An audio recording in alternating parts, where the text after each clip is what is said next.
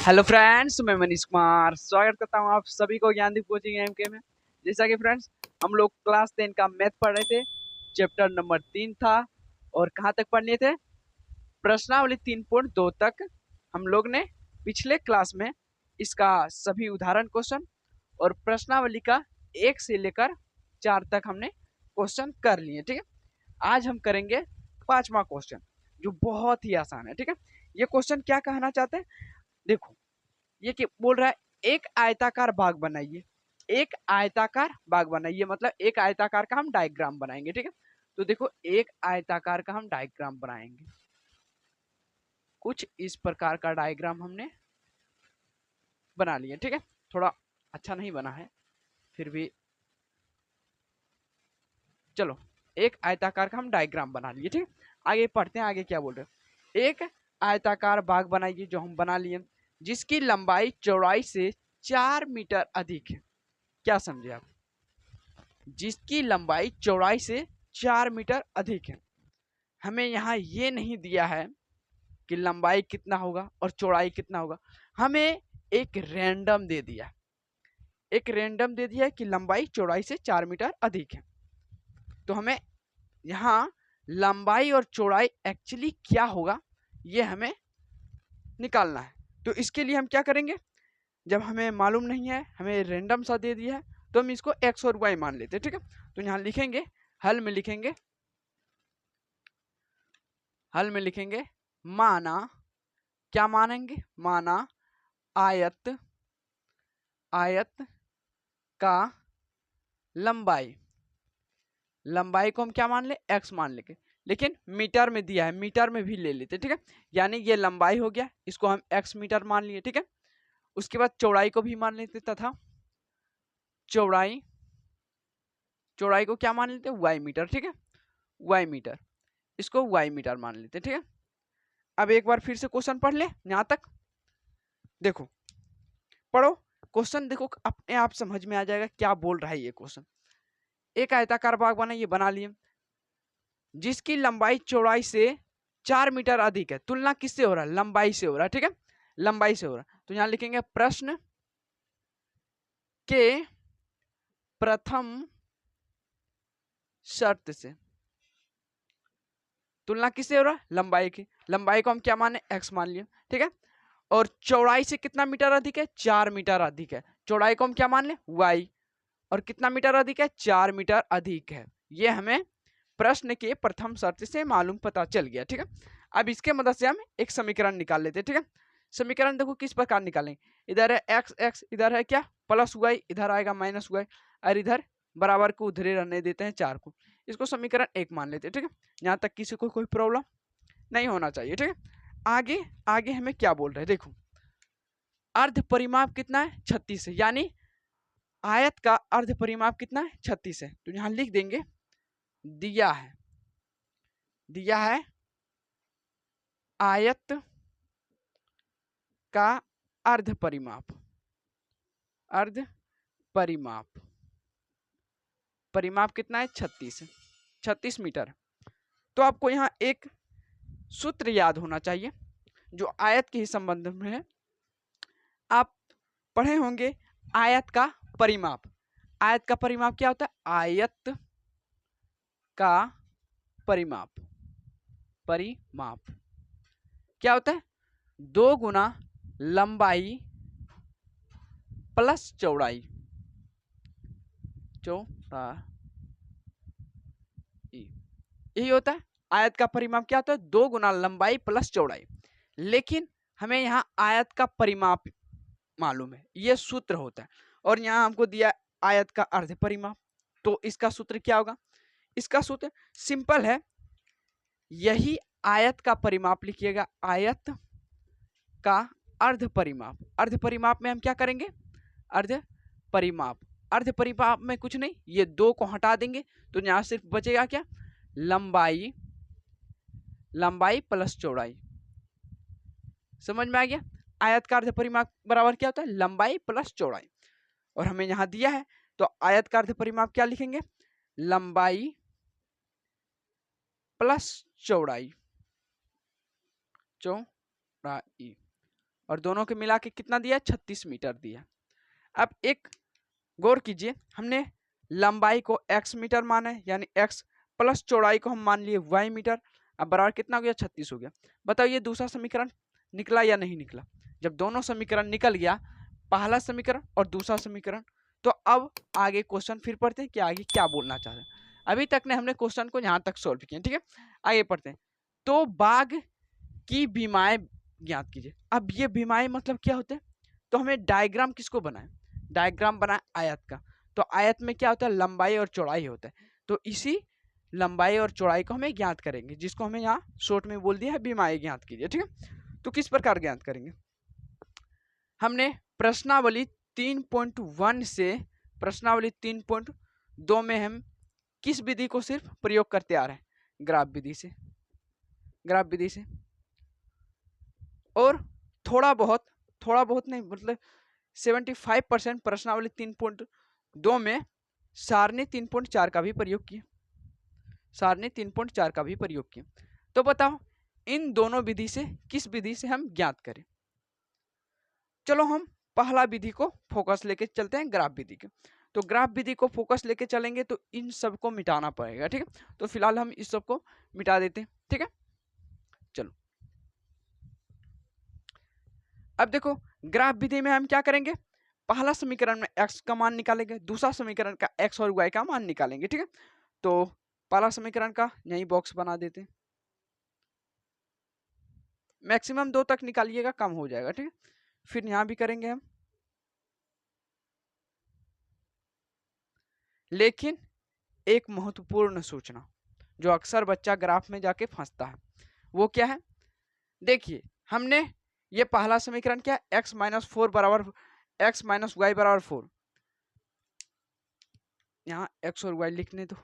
देखो x minus 4 x minus Y बराबर 4, अगर इसमें हम x का मान 0 ले लेते हैं, मतलब x का मान 2 ले लेते हैं इस समीकरण में, अगर x का मान 2 लिखने पर y का मान आ रहा है 3/2, तो देखो ये पॉइंट को, मतलब बटा वाला पॉइंट को ग्राफ में दर्शाने में तकलीफ होगा।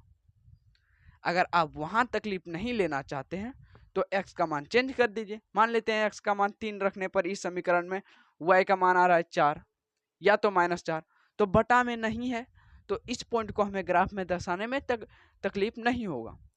तो कोशिश कीजिएगा कि आप लोग बटे में ज्यादातर को मान ना निकालें, ठीक है। तो फिलहाल तो यहाँ ये समीकरण बहुत हल्का है, इसीलिए इसका मान भी तुरंत निकल जाएगा। देखो x का मान हम 0 ले लेते हैं इसमें, ठीक है, तो y का मान क्या आता है, -4 आ जाता है। कुछ उसी प्रकार y का मान इस बार 0 लेते हैं तो x का मान +4 आ जाता है, मैक्सिमम 2 तक निकल गया। कुछ इसी प्रकार इसमें भी करेंगे, ठीक है, यहाँ x और y लिख देते हैं, ठीक है। देखो अगर यहाँ x का मान 0 लिखते हैं तो y का मान 36 आ जाता है, 36 आएगा तो इसको ग्राफ बनाने में बहुत बड़ा होगा, ठीक है। तो एक काम कीजिए, इसको छोटा करने के लिए हम क्या करते हैं, छोटा करने के लिए x बराबर 20 ले लेते हैं, ठीक है। तो y का मान कितना आता है, 16 आता है, ठीक है। अब इस बार क्या करते हैं, y का मान 16 लेते हैं, तो y का मान 16 लेते हैं तो x का मान 16 लेते हैं तो y का मान आता है 20 आता है, ठीक है। कोई प्रॉब्लम यहाँ तक नहीं होना चाहिए, ठीक है। अब इसके मदद से हम ग्राफ ड्रॉ करेंगे, ठीक है। तो चलते हैं ग्राफ ड्रॉ करते हैं। इधर फिलहाल इतना जगह नहीं है, फिर भी कोशिश करते हैं हो जाए। चलो बीच में होता मूल बिंदु जिसको 0,0 से सूचित करते हैं, ठीक है। पैमाना देखो कितना लेके चलेंगे, मतलब ग्राफ में कितना सेंटीमीटर को लेके चलेंगे। हम क्या करें, हाँ 4 सेंटीमीटर लेके चलें, 4 सेंटीमीटर कुछ भी लेके चलिएगा तो पैमाना नीचे में जरूर देखिएगा, ठीक है। तो हम यहाँ लिख देते हैं 4 सेंटीमीटर पर चल रहे हैं, तो 4 8 12 16 20 20 ही तक है, ठीक है। उसके बाद ये x अक्ष हो गया, ये x डैश हो गया, ये y हो गया, ये y डैश हो गया, ठीक है। इसमें होगा -4 -8 -12 -16 -20, ठीक है। इसमें होगा -4 -8 -12 -16 -20, इसमें भी कुछ उसी प्रकार होगा, -4 नहीं +4 होगा, +4 + 8, 12, 16 और 20। चलो हमने ग्राफ बना दिए, ठीक है। अब पहला समीकरण का जो जो बिंदु निकला है इसे हम ग्राफ में दर्शाएंगे, ठीक है। सावधानी पूर्वक दर्शाएंगे। देखो x बराबर 0, x का लाइन कौन है, यहां से यहां, ये x का लाइन, यहाँ क्या x बराबर 0, ना तो प्लस तरफ चलना है ना तो माइनस तरफ चलना है, रहना क्या है, बीच में रहना है, ठीक है। लेकिन y चलना है -4, यानी यहाँ आएगा। समझ में आ गया। कुछ उसी प्रकार दूसरा देखो, x बराबर 4, x बराबर 4 ये है, और y 0, ना तो ऊपर चलना है ना तो नीचे चलना है, रहना है बीच में, तो यहाँ आएगा, ठीक है। अब जब पहला समीकरण का सारा बिंदु इसमें दर्शा दिए तो इसके मदद से एक रेखा ड्रॉ करेंगे जो दोनों प्रतिच्छेद करके जाता है, ठीक है। ऐसा ड्रॉ करेंगे जो दोनों करते हुए जाए, ठीक है। अब देखो हमने जो ब्लैक पेन से रेखा ड्रॉ किए, ये कौन सा समीकरण है, ये कौन सा समीकरण का रेखा है ग्राफ में, तो उसको लिखना बहुत जरूरी है। यहाँ लिख देंगे क्या है, x माइनस वाई बराबर क्या है 4 है, ठीक है। अब उसी प्रकार दूसरा समीकरण का भी बिंदु दर्शाएंगे इसमें। तो x बराबर क्या है 20, x बराबर 20 यानी +20 है, लेकिन y कितना बोल रहे हैं 16, y 16 यानी इस पॉइंट पे आ रहा है। देखो x बराबर 20 आ रहा है यहाँ पे और y बराबर कितना आ रहा है 16, ये है पॉइंट, ठीक है। उसके बाद क्या बोल रहे हैं x बराबर 16, x बराबर 16 ये रहा, और y बराबर 20 यानी x बराबर 16, x बराबर 16 तो y बराबर 20, ये रहा समीकरण, ठीक है। अब इसके मदद से हम क्या करेंगे, रेखा इसके मदद से भी एक ड्रॉ करेंगे, ठीक है। तो इसके मदद से हम रेखा कैसा ड्रॉ करेंगे, तो देखो इसके मदद से हम रेखा, अरे एक सेकंड, थोड़ा सा व्हाइट बोर्ड में रेखा ड्रॉ अच्छा से नहीं होता है, फिर भी कोशिश कीजिएगा आप लोग की कॉपी में अच्छा से हो जाए, ठीक है। ये जो मैंने ब्लू पेन से रेखा ड्रॉ की, ये कौन सा समीकरण का है, तो एक काम करते हैं इधर लिख देते हैं, ठीक है। क्या लिखेंगे, x प्लस वाई बराबर क्या होगा 36 होगा, ठीक है। अब हम कहाँ रेखा दोनों प्रतिच्छेद हो रहा है वहां से हमें x और y का मान निकालेंगे, ठीक है। तो x और y का मान कैसे निकलेगा, तो ये देखो रेखा कहाँ प्रतिच्छेद हो रहा है, यहाँ पे, तो इस पे x का मान क्या होगा 20 होगा, इस पे y का मान क्या होगा 16 होगा, ठीक है। तो यहाँ लिख देते हैं x का मान होगा यहाँ 20 होगा और y का मान होगा 16 होगा, ठीक है। मेरा ग्राफ थोड़ा टेढ़ा हो गया इसलिए प्रतिच्छेद अच्छा से नहीं हुआ, लेकिन आप कॉपी में बनाइएगा तो x का मान यही आएगा और y का मान यही आएगा, ठीक है। तो इससे क्या समझे, x हम किसको माने हैं, x हम माने हैं आयत की लंबाई, तो आयत की लंबाई को हम 20 सेंटीमीटर यहाँ हमें पता चल गया, y का मान क्या निकला 16 सेंटीमीटर, यहाँ 16 सेंटीमीटर, ठीक है। तो आई होप करता हूँ ये क्वेश्चन आपको अच्छा से समझ में आया होगा। प्रश्नावली 3.2 का छठा क्वेश्चन समझते हैं, ठीक है, जो बहुत ही आसान है वो भी क्वेश्चन। हाँ तो देखिए छठा क्वेश्चन क्या बोल रहा है, ठीक है, जो बहुत ही यूनिक क्वेश्चन है, इसमें आपको थोड़ा दिमाग लगाना पड़ेगा, ठीक है। मात्र 5% दिमाग आपको लगाना पड़ेगा, ठीक है। क्या बोल रहे हैं, एक रेखीय समीकरण हमें दिया है 2x प्लस 3y प्लस 8 बराबर 0 दी गई है, ठीक है। ये हमें क्वेश्चन में एक रेखिक समीकरण दे दिया। उसके बाद क्या बोल रहे हैं, दो चरों में एक ऐसी और रेखिक समीकरण लिखिए, मतलब एक ऐसी और रेखिक समीकरण आपको सोचना होगा, बिल्कुल ऐसा ही। अब कंडीशन क्या बोल रहा है, किस हिसाब से हम सोचे, तो क्वेश्चन पढ़ेंगे तब हमें पता चलेगा कि किस हिसाब से हमें समीकरण को सोचना पड़ेगा, ठीक है। सोचिए, ताकि प्राप्त युग्म का ज्यामितीय निरूपण, जैसा कि यह है क्या, पहला नंबर है प्रतिच्छेदी करती रेखाएं हो, दूसरा है समांतर रेखा हो और तीसरा है संपाती रेखा। तो ये जरा सोचिए, हमें इस कंडीशन पे एक और समीकरण सोचना पड़ेगा। तो ये सब हम कहाँ सीखे, प्रतिच्छेदी रेखाएं, समांतर रेखाएं और संपाती रेखा, ये सब हम कहाँ सीखे, याद कीजिए प्रश्नावली 3.2 को स्टार्ट करने से पहले हम सारणी 4.3.4 सिखाए थे, जिसमें हम प्रतिच्छेदी रेखाएं, समांतर रेखाएं और संपाती रेखाएं के मतलब समझे थे। मतलब सारणी 3.4 कहना क्या चाहता है, अगर प्रतिच्छेदी करती रेखाएं हो तो उसका मान क्या होना चाहिए, a1/a2 not equal to b1/b2 के रूप में होना चाहिए, ठीक है, रूप में होना चाहिए। अगर ये समांतर है तो इसका क्या होगा, a1 बटे A2 बराबर B1 बटे B2 not equal to C1 बटे C2 के रूप में होना चाहिए। ठीक है, बिल्कुल। उसमें भी क्या हुआ, संपाती, यानी संपाती मतलब तीनों बराबर होना चाहिए। A1 बटे A2 बराबर B1 बटे B2 बराबर C1 बटे C2 के रूप में होना चाहिए। ठीक है, तो इस रूप में भी हमें एक नया समीकरण सोचना पड़ेगा, इस रूप में भी एक नया समीकरण सोचना पड़ेगा, इस रूप में भी एक नया समीकरण सोचना पड़ेगा। तो सोचेंगे, तो देखो सबसे पहले हमें जो दिया है उसको तो लिख ले। दिया है पहला समीकरण 2x प्लस 3y प्लस 8 बराबर 0। अब एक और समीकरण हमें इस रूप में सोचना होगा ताकि ये कंडीशन को फॉलो करे। तो कैसे सोचे, तो देखो सिंपल सी कहानी है। यहाँ अगर हम 4 ले लेते हैं 4x और प्लस यहाँ क्या लेते हैं 8y, हमें यही दोनों नहीं बराबर करना है। A1 बटे A2 not equal to B1 बटे B2, यही दोनों नहीं बराबर करना है, बराबर लिख प्लस 24 लिख देते हैं बराबर 0। अब यहाँ से आपको पता चलता होगा A1 का मान क्या है, A1 का मान है यहाँ 2 ऊपर वाला, B1 का मान कितना है, B1 का मान है 3, C1 का मान कितना है, C1 का मान 8। यहाँ पे क्या A2 का मान कितना है, A2 का मान 4, B2 का मान कितना है, B2 का मान 8, C2 का मान कितना है 24। हमें क्या बोल रहा है A1 बटे A2 के डिवाइस देना है। ठीक है, तो A1 बटे A2 को डिवाइस करना है, 2 बटे 4 कितना आएगा 1 बटा 2 आया। ठीक है, कुछ इसी प्रकार करते हैं B1 बटे B2 कितना आएगा 3 बटा 8। ये नहीं कर सकते, तो आपको यहां से क्या समझ में आया, A1 बटे A2 not equal to B1 बटे B2 क्यों नहीं बराबर है, क्योंकि A1 बटे A2 का मान है 1 बटा 2 और B1 बटे B2 का मान है 3 बटा 8। ये दोनों किसी भी कंडीशन में बराबर है नहीं है, तो ये नॉट इक्वल टू 0, यानी हमें इस कंडीशन में सोचना बोल रहा था। तो हमारा ये हम अगर ये समीकरण सोचते हैं तो हो जाएगा। आप कुछ और भी सोच सकते हैं, ऐसा तो अनेक समीकरण हो सकता है। ठीक है, चलो अब इस कंडीशन में हम सोचते हैं।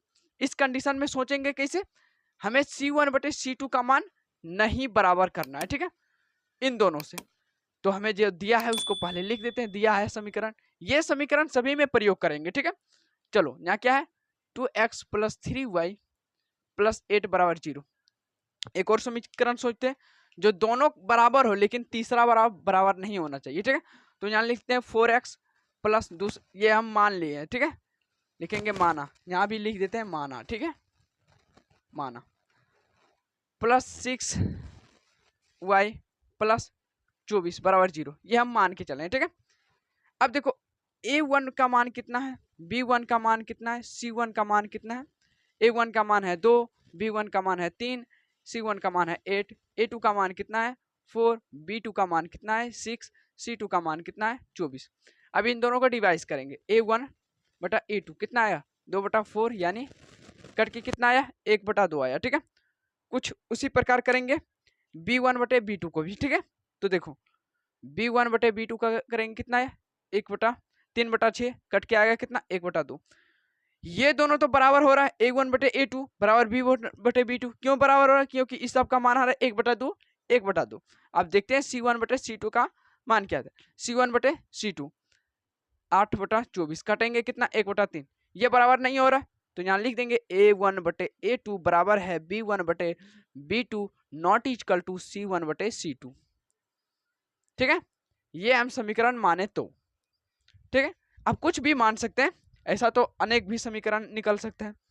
जैसे हम यहाँ ले लेते हैं x, यहाँ ले लेते हैं 4 के जगह पर 8 ले लेते हैं, यहाँ ले लेते हैं कितना, यहाँ 6 के जगह पर ले लेते हैं 12 ले लेते हैं, तो हो सकता है आराम से, या तो 16 लेंगे, नहीं 15 लेंगे तो हो जाएगा। ठीक है, 12 और 15।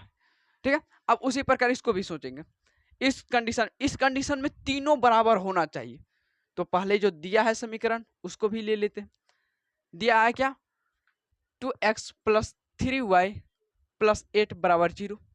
एक हमें मानना है, कैसे माने, जो तीनों बराबर होना चाहिए। तो सिंपल है, मान लेते हैं 4x प्लस 6y प्लस 16 बराबर 0 मान लिए। चलो A1 का मान लिखते हैं, A1 का मान कितना है 2, B1 का मान कितना है 3, C1 का मान कितना है 8, A2 का मान कितना है 4, B2 का मान कितना है 6, C2 का मान कितना है 16। चलो अब इन तीनों को डिवाइस करते हैं, ठीक है। A1/A2 करेंगे कितना है 2/4, कट के आया 1/2। फिर उसी प्रकार B1/B2 करते हैं, कट के आएगा 3/6 आएगा, कट के 1/2। फिर उसी प्रकार C1/C2 का करते हैं, ठीक है, 8/16 कट के आएगा 1/2। तो आप देख सकते हैं तीनों का मान बराबर आया। तो यहाँ लिखेंगे A1/A2 बराबर है B1/B2 बराबर है C1/C2। समझ में आ गया। तो इस रूप में हमें सोचना था, जो हमने सोच लिए, ठीक है। ये समीकरण हमने सोचे हैं। तो ये आसान था या नहीं? 5% ही आपको दिमाग लगाना है और 5% से भी आपको कम दिमाग लगा होगा इस क्वेश्चन में, ठीक है। तो चलो प्रश्नावली 3.2 का लास्ट क्वेश्चन करते हैं, जो 7 नंबर है। ये भी अपने आप में एक यूनिक क्वेश्चन है और ये क्वेश्चन जो 7 बताएंगे जो VVI क्वेश्चन है, ठीक है। इसको जरूर टिक मार लीजिएगा क्योंकि शायद, हाँ तो देखिए ये प्रश्नावली 3.2 का सबसे लास्ट क्वेश्चन है और ये मोस्ट VVI क्वेश्चन है, क्योंकि अक्सर ऐसे क्वेश्चन ही बिहार बोर्ड पूछते हैं आजकल 2 नंबर में, ठीक है। लेकिन ये क्वेश्चन आप कीजिएगा तो आपको लगेगा कि ऐसा हलवा भी क्वेश्चन पूछा जाता है बिहार बोर्ड में। तो देखिए ये क्वेश्चन क्या बोल रहा है, समीकरणों इतना समीकरण दिया और इतना समीकरण है को ग्राफ विधि से बनाइए, ठीक है। ग्राफ खींचिए यानी ग्राफ विधि से बनाइए। तो आधा क्वेश्चन हमने यहाँ से यहाँ पढ़े जिसमें हमको समझ में आया ये दोनों समीकरण को ग्राफ विधि से बनाना है, ठीक है। तो पहले हम बना लेते हैं, उसके बाद आगे फिर पढ़ेंगे क्वेश्चन। क्या है, x माइनस वाई प्लस 1 बराबर 2 है, बराबर 0 है। दूसरा क्या है, 3x प्लस 2y बराबर माइनस 12 बराबर 0। आप लिख दीजिएगा दिया है ये सब, ठीक है। उसके बाद क्या करेंगे, जब ग्राफ से बनाएंगे तो इसमें x और y का भी मान निकालना पड़ेगा, तब ना होगा इसमें। चलो यहाँ x लेते हैं, यहाँ y, यहाँ भी x और यहाँ y। अब बताओ पहला समीकरण में x का मान क्या ले, जो y का मान बटा में नहीं आना चाहिए। हम फिर बोल रहे हैं, अगर आप इन समीकरण में x का मान 2 लेते हैं, y का मान 3/2 आ गया, तो इस पॉइंट को यानी बटा वाला पॉइंट को ग्राफ में दर्शाने में तकलीफ होगा। ज्यादा बच्चा तो फंस जाता है ग्राफ में ही। तो आपको ग्राफ में फंसना नहीं चाहते हैं तो आप एक काम कीजिएगा, अगर x का मान चेंज करने पर जैसे कि x का मान हम 3 लिए, ये समीकरण में क्या लिए 3 लिए, अगर y का मान आ रहा है 5 या तो -5, तो बटा वाला पॉइंट को ग्राफ बिन बटा वाला पॉइंट को ग्राफ में दर्शाने में हमें आसान आएगा, ठीक है। तो आप ऐसा सोच के चलिएगा, ठीक है। वैसे बटा वाला भी बन जाएगा लेकिन आपको ग्राफ में तकलीफ होगा क्योंकि ज्यादातर बच्चा बटा में कोई ग्राफ लेता नहीं है। तो देखो यहाँ ये तो समीकरण हल्का है इसलिए बन जाएगा। देखो यहाँ y का मान x का मान हम 0 लेते तो क्या आता है, देखो x माइनस वाई प्लस 1 बराबर 0। x का मान 0 लिए, क्या 21 का मान लिए, x का मान 0 लिए, तो y बराबर क्या आएगा, y इधर है +1 उधर आएगा -1, ठीक है। तो y माइनस माइनस कट गया, y बराबर क्या 1 आ गया, ठीक है। चलो एक और सोचते हैं, मैक्सिमम कितना बोले 2 तक सोचना है। एक और सोचते हैं, इस बार ले लेते हैं y का मान ही हम 0 ले लेते हैं, तो क्या आता है, ये टर्म 0 हो गया, x का मान क्या है -1 निकला, ठीक है। अब ये समीकरण क्या कर लिए, अब इसमें भी वैसा ही करेंगे। तो इसमें क्या करें, इसमें x का मान हम 0 ले लेते हैं तो क्या आता है, ये टर्म क्या हो गया 0 आ गया, यहाँ क्या आ गया 2y, और ये है -12 इधर, उधर हो गया +12, कटेगा कितना 6 बार में, यानी x बराबर 0 लेने पर y का मान आ रहा है 6 आ रहा है, ठीक है। चलो एक और ले लेते हैं, अब इस बार क्या लेते हैं, y का मान हम 0 ले लेते हैं, ठीक है। तो x का मान क्या आता है, यहाँ 3x आया, इधर -12 उधर आया +12, ठीक है। कितना बार में कटा, x बराबर 4 आया, यानी y का मान 0 लेने पर x का मान आया 4 आया, ठीक है। अब इसके मदद से हमें एक रेखा ड्रॉ करते हैं, ठीक है, मतलब ग्राफ बनाएंगे। चलो हमने, हो सकता है मेरा ग्राफ थोड़ा व्हाइट बोर्ड में टेढ़ा हो सकता है, लेकिन आप कोशिश कीजिएगा कि आप अच्छा से बनाइए, ठीक है। तो ये हम x अक्ष ले लेते हैं, ये x डैश ले लेते हैं, ये y ले लेते हैं, ये y डैश ले लेते हैं, बीच में होता है मूल बिंदु जिसको 0,0 से सूचित करते हैं। इधर हो गया पैमाना कितना लेके चलें, यहाँ लिख देते हैं पैमाना, ये लिखना आपको बहुत जरूरी है कि ग्राफ में हम पैमाना कितना लेके चल रहे हैं। तो यहाँ लिखेंगे 1 सेंटीमीटर के पैमाना लेके चलेंगे, ठीक है। तो यहाँ लिखेंगे 1 2 3 4 5 6, ठीक है। यहाँ भी लिखेंगे 1 2 3 4 5 और 6, ठीक है। अच्छा से लिख लेते हैं एक बार, 1 2 3 4 5 और एक 6, ठीक है। कुछ इसी प्रकार करेंगे इधर -1 -2 -3 -4 -5 और -6, इसमें भी करेंगे -1 -2 -3 -4 -5 और -6, ठीक है। अब हमने ग्राफ भी बना लिया। अब ग्राफ में जो जो मतलब पहला समीकरण का जो जो भी बिंदु आया इसको हम ग्राफ में दर्शाएंगे, ठीक है। तो देखो ग्राफ में कैसे दर्शाएंगे, x बराबर 0 है, यानी x का लाइन क्या है, ये वाला है x का लाइन, यहाँ ना तो प्लस तरफ चलना है ना तो माइनस तरफ चलना है, रहना क्या है बीच में यानी 0, लेकिन y चलना है +1, +1 यहाँ आएगा, ठीक है। समझ में आ गया। उसके बाद क्या बोल, x बराबर -1, x बराबर -1 यहाँ आना है, लेकिन y ऊपर ना तो नीचे, रहना क्या है बीच में यानी इसी लाइन पे आएगा, ठीक है। अब जब पहला समीकरण का सारा बिंदु दर्शा दिए तो इसके मदद से हम क्या करेंगे, सोचो सोचो, रेखा ड्रॉ करेंगे, ठीक है। रेखा ड्रॉ करेंगे जो दोनों बिंदुओं को स्पर्श करते हुए जाएगा, ठीक है, ऐसा रेखा ड्रॉ। अब जब ग्राफ में हमने ये रेखा ड्रॉ किए तो ये रेखा कौन सा समीकरण का है, तो यहाँ लिखेंगे x - y + 1 = 0। अब दूसरा समीकरण का भी वैसा ही काम करेंगे। तो देखो x = 0 ये रहा, y = 6 ये रहा, इस पॉइंट पे आएगा, ठीक है। उसके बाद क्या बोल रहे, x = 4 लेकिन y = 0।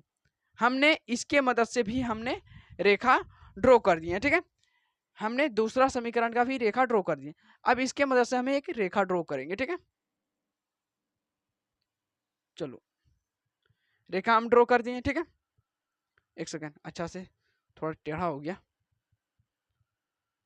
टेढ़ा अच्छा नहीं लगता है देखने में।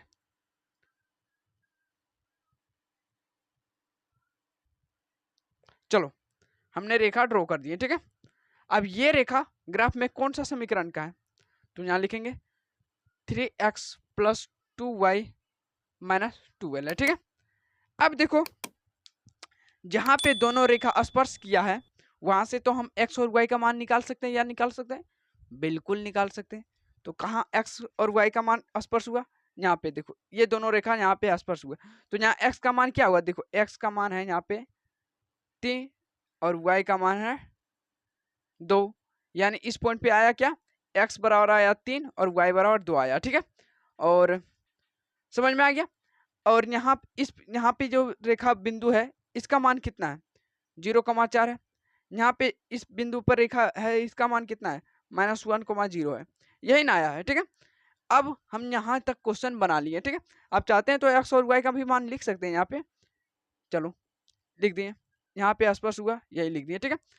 चलो अब आगे क्या बोल रहा है, आगे देखो यहाँ क्या बोल रहा है, x अक्ष क्या हो, ये वाला यहाँ से यहाँ x अक्ष है, यानी इस रेखा पर चर्चा करेंगे आप, ठीक है।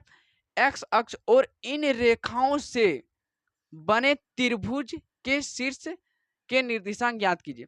मतलब x रेखा पर त्रिभुज बनाएंगे, ठीक है, क्योंकि x रेखा पर ही चर्चा हो रहा।